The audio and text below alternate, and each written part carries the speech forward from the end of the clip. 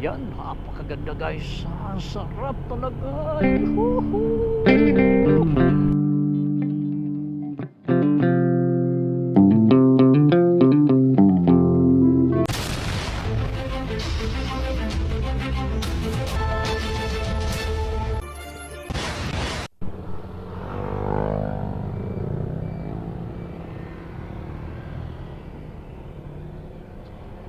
Papasok na tayo ng Pamplona. Tanhay Pamplona Road ang tahak natin ngayon.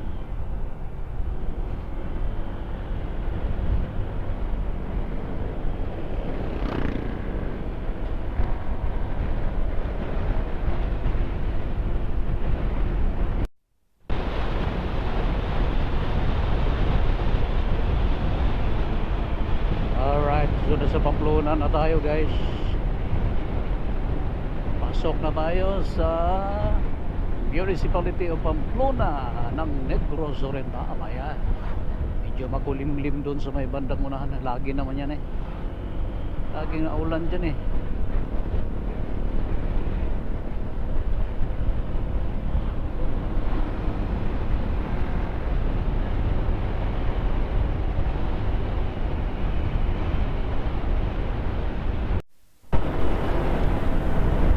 Municipality of Pamplona. So Pamplona proper tayo. Ayan. Sa mga di pa nakapunta dito, napakadali lang po ito guys. From National Highway Dumaguete to San Carlos Road. Dito tayo. Ayan o. Tahimik na bayan din at progresibong bayan, no? Ang Pamplona. Mukhang nagutom na tayo guys. Gutom na ako. Alas 8 na 7:56.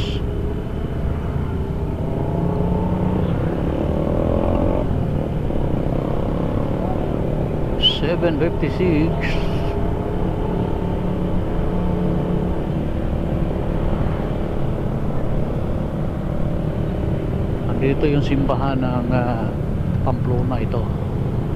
Nasa gilid lang guys.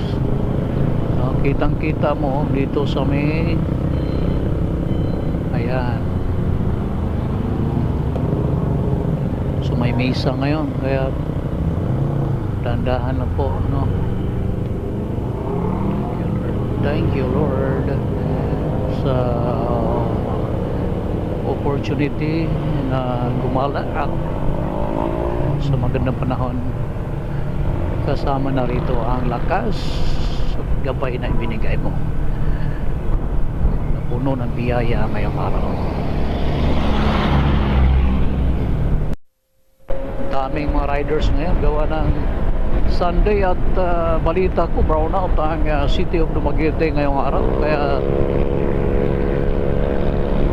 inaasahan na dadami ang mga riders ngayon dito sa may gawing Pamplona, ditong Route 711 na ito, dahil kung totoo man na brown out, pero ramdam naman natin na marami na sila, di ba?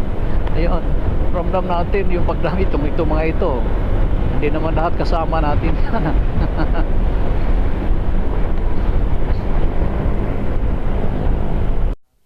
unti-unti na nating nararamdaman ang paakyat na portion. Ito ay papuntang Santa Agueda, Pamplona guys. Abante, Pamplona, yung merong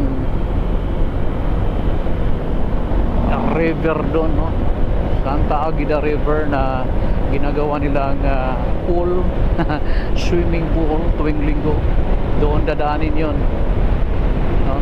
Samantalang ito, kapag diniretso natin, tatagos tayo ng Santa Catalina. Santa Catalina, pag diniretso mo, Bayawan hanggang Pasay na, at tatagos hanggang Sipalay. Napakaganda ng mga kalsadahan dyan, mga partner, no? Samantala pag umaliwa ka naman, pagdating mo ng Santa Catalina, lalabas ka naman ng Dumaguete, diba? Napakalaking tulong ang kalsadang ito. Dahil noon napakahirap dumaan rito. Nung naging maayos na, madali na lang para sa mga taong bayahero riders na mula rito sa may Tanhay, Pamplona, na tatawid dito papuntang Santa Catalina o Bayawan yung sadya mo. Noon kailangan mo pang umikot ng Dumaguete. Kung pupunta ka ng Bayawan noon, diretso ka muna ng Dumaguete, Bakong, Sambuangueta. Napaka laki ng oras na kakainin mo doon. Aabot ka ng mga 3-4 na oras. Dito 1 oras lang, no? Yan, lamig na. Ramdam mo na ang lamig mula rito, mga kapatid. Ayan. Ramdam mo na ang lamig. Ang ginag.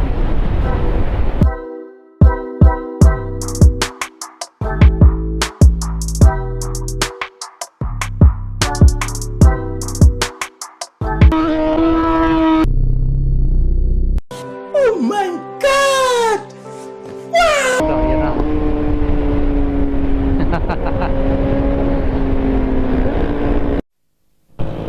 Ayan. Ala.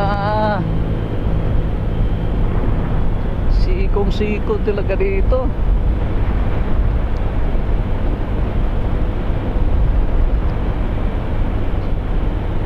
Ang lamig.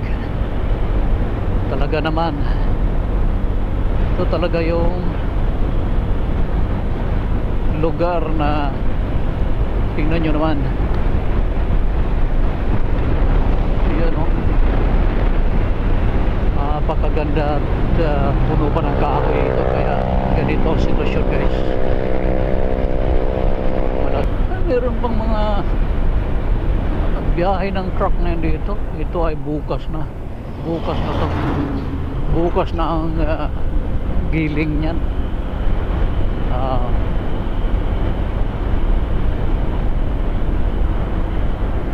Kasi minsan yung mga planters ay naninigurado, kaya hanggat kaya kunin ang kahit anong araw, kinukuha nila, gawa ng hindi nila natin malalaman yung panahon. Umuulan kasi minsan, no? Kaya gaya nito, talagang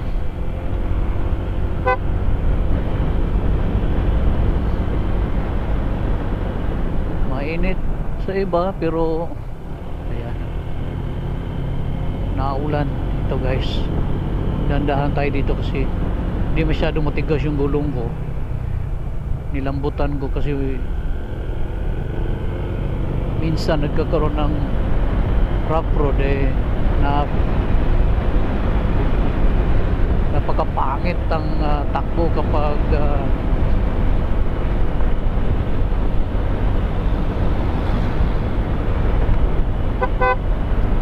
ulan, rough road. Yun nga lang, di tayo nakapagpagas. Meron pa tayong 2 bars na natitira. Wala na problema kasi pababa naman mamaya, tsaka malapit lang naman. Yung gas natin mula pa ito ng yung gas natin mula pa ng gihulungan ito, guys, nung travel natin ng Hermit Mountain, Hinakpan Hills, at saka yung huling gas natin, kasi nagpupultang tayo mula sa jump off point natin, ikot, napakalayo. Pero itong EDV natin talagang kampante tayo sa gasolina. Nakapagpagas ako, umikot na doon na sa may gihulngan, at matapos noon, ito na ngayon, meron pang 2 bars na titira. Ilang araw na natin ginagamit.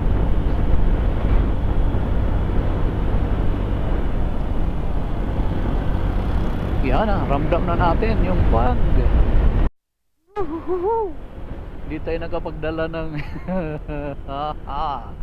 Hindi tayo nakapagdala ng additional na ano dito guys.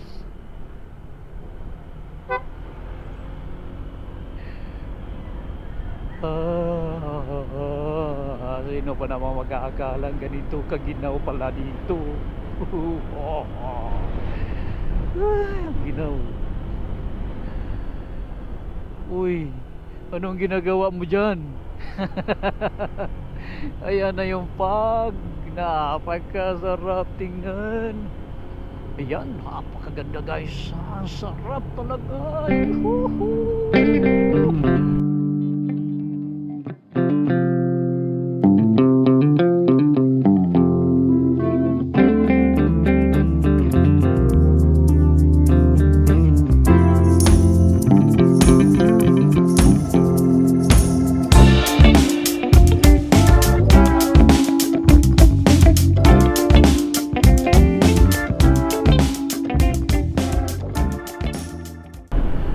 Lalo na dun sa may tuktok guys. Ayan, ito may resort rin dyan eh. Someday pupuntahan natin yan.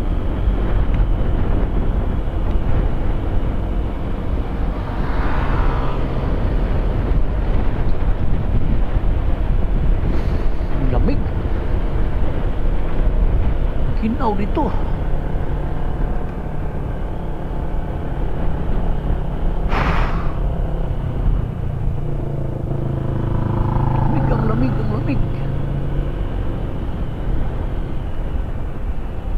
Tuktok kasi itong Lanivian ito timing kasi tamang-tama yung pwesto niya. Nasa tuktok pa naman. Ayan, okay lang yung umaga nito basta wala lang ulan. Ito po. Anyways, meron naman tayong ano dyan. Dapat dinala na natin yung isa pang long sleeve natin guys. Ayun oh.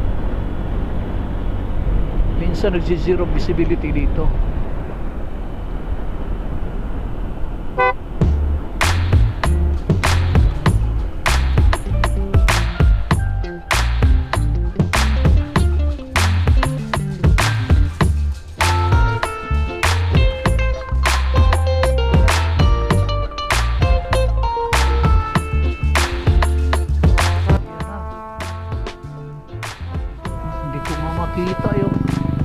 Hindi ko nga makita yung ilaw ko. Ba? O diba? Para kang nasa Baguio guys. Tagaytay. Ingat ka talaga dito kasi nung nakaraang linggo dito nagkakaroon ng disgrasya. Nagkakadisgrasya dito.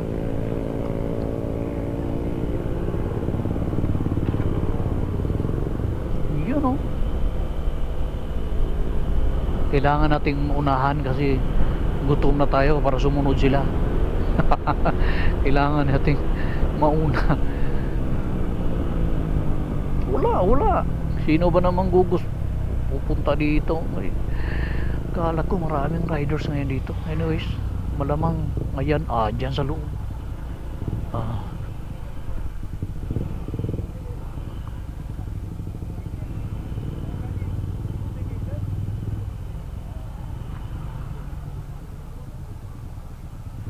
Ayan, narating na rin natin.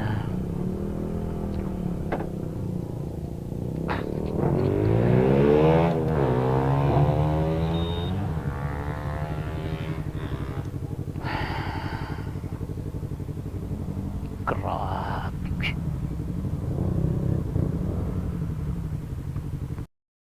No, so at last no, narating na rin natin ang lugar na pinupuntahan natin, pero walang masyadong mga riders ngayon palagi gawa. Hindi maaga pa or dahil sa sama ng panahon. Yan, tingnan nyo na yung buho ko eh. Yan, sama. Dito pala nagpapag guys. Dito ay nagpapag dito. Mukhang basa umuulan dito. Kaya ganito yung panahon at hindi naman masyadong matao ngayon. Okay lang.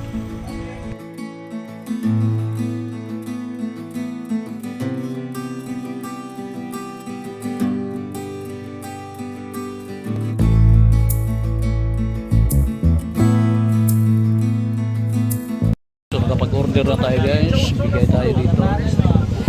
Canaas Road Riders Negros Oriental in partnership with the Negros Island Region 18. Yan sa likuran natin yan. Pasda. Kunting tulong para sa ating mga aid. Kailangan ng tulong. Kailangan din natin suportahan. Dito tayo medyo isa sa kasama natin yan. Mula rito sa may Lanibia guys, tsokolate lang order natin at saka good suman, no? Proceed tayo ng Mountain View, Victorious Mountain View ng Amlan, San Miguel part, mountainous part ng Tanhay. Sa ako na yun, pero Amlan ang daan.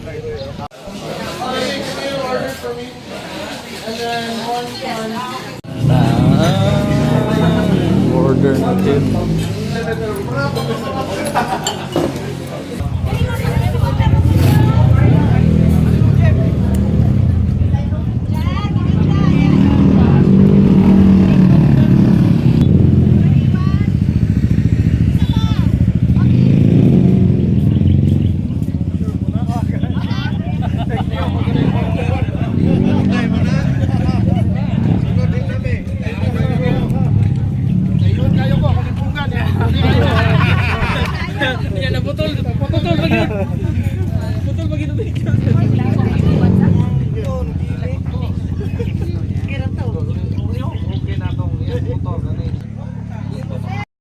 So mula rito ay puproceed tayo guys ng kalapit Karatig Municipality ang Amlan para doon tayo dito nagkakapit tsokolate tayo, biko, doon tayo kakain sa may Victorious Mountain View. Mukhang ganito din ang lugar doon. So ayan o. Grabe. Tapos na yung mission natin ngayong araw, ang magbigay ng kaunting tulong, no, dito sa likod.